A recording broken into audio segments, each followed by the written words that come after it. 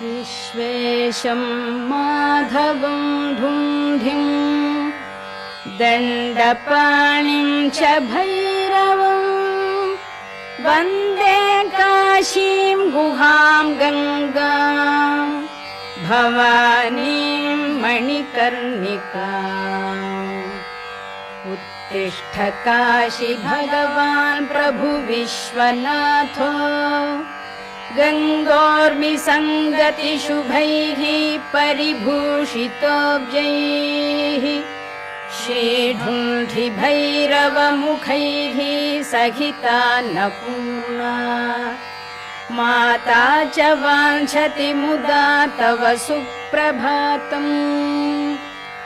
Brahma Murari त्रिपुरान्तकारिः भानुशशी भूमिसुतो बुधश्च